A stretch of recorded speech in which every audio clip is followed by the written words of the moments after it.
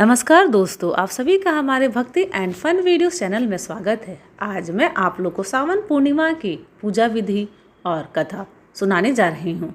हिंदू धर्म में पूर्णिमा का विशेष महत्व माना जाता है। वहीं जब ये सावन के पवित्र माह में पड़ रही हो तो इसकी खासियत और भी ज़्यादा बढ़ जाती है। इस दिन पवित्र स्नान और दान का बेहद महत्व होता है। वहीं जब बात सावन के पवित्र माह की आखिरी पूर्णिमा की हो तो इसकी खासियत और भी ज़्यादा बढ़ जाती है। महादेव को समर्पित सावन माह को ख़त्म होने में अब कुछ ही दिन बच गए हैं। सावन पूर्णिमा तिथि खत्म हो रहा है, जो 30 अगस्त दिन बुधवार को सुबह 10:58 से 31 अगस्त गुरुवार की सुबह 7:05 तक रहेगी। अब मैं आपको पूर्णिमा पर कैसे करें पूजा उसकी विधि बताने जा रही हूँ।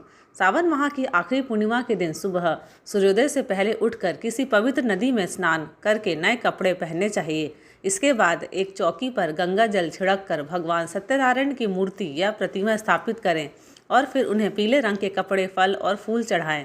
फिर विधिवत उनकी पूजा अर्चना करें और कथा का पाठ करें या सुनें। फिर उन्हें चरना, अमृत और पंजरी का भोग लगाएं। पूजा खत्म करने के बाद इस प्रसाद को खुद भी खाएं और लोगों को भी बांटें। सावन पूर्णिमा का बहुत अधिक महत्व माना जाता है। यह पूर्णिमा सावन शुक्ल पक्ष की पूर्णिमा को आती है। इस तरह से एक साल में कुल 12 पूर्णमासी होती है। अधिक मास के कारण एक साल में पूर्णिमा 13 भी हो सकती है। इस दिन लोग व्रत, गंगा स्नान और सत्यनारायण की कथा करते हैं। जिस दिन चंद्रमा पूर्ण स्वरूप में दिखाई देता है उस दिन पूर्णिमा होती है। श्रावण पूर्णिमा पर भगवान शिव, माता पार्वती और सत्यनारायण भगवान की पूजा की जाती है। तो चलिए जानते हैं श्रावण पूर्णिमा की कथा। प्राचीन समय में एक नगर था। उसमें तुंगध्वज नाम का राजा राज्य करता था। उस राजा को शिकार करने का बहुत शौक था। एक दिन वो जंगल में शिकार करने गया और शिकार करते करते जब वो बहुत थक गया तो वो थकान दूर करने के लिए एक बरगद के पेड़ के नीचे जाकर बैठ गया।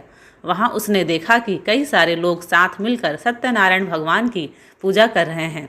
राजा ने अपने अभिमान के कारण ना ही भगवान को प्रणाम किया, ना वो कथा में गया और ना ही उसने प्रसाद लिया। फिर वो अपने नगर वापस लौट गया। नगर में आकर राजा ने देखा कि दूसरे राज्य के राजा ने उसके राज्य पर हमला कर दिया है। राज्य का ऐसा हालत देखकर राजा तुरंत समझ गया कि सत्यनारायण भगवान और उनके प्रसाद का निरादर करने से ऐसा हुआ है। अपनी गलती का आभास होने पर राजा दौड़कर वापस उसी जंगल में वापस गया जहाँ लोग भगवान सत्यनारायण की कथा कर रहे थे। वहाँ पहुंचकर राजा ने अपनी भूल के लिए माफ़ी मांगी और प्रसाद मांगा। सच्चे मन से पश्चाताप करते देख राजा को भगवान सत्यनारायण ने माफ़ कर दिया, जिसके फलस्वरूप राजा के राज्य में सब कुछ पहले जैसा हो गया। फिर राजा भगवान सत्यनारायण की आराधना करने लगा और भगवान सत्यनारायण की कृपा से ही राजा ने लंबे समय तक राज्य संभाला। मान्यता है जो व्यक्ति भी सावन पूर्णिमा की कथा को पढ़ता या सुनता है उसकी सभी मनोकामनाएं की पूर्ति होती है। कहा जाता है कि यह कथा वाजपेय यज्ञ का फल देने वाली है। मैं आप सबको सत्यनारायण भगवान की कथा की लिंक डिस्क्रिप्शन बॉक्स में दे दूंगी, आप वहां जाके देख सकते हैं। धन्यवाद। अगर आप सभी को मेरे वीडियोस पसंद आते हैं तो लाइक, शेयर और सब्सक्राइब ज़रूर करें।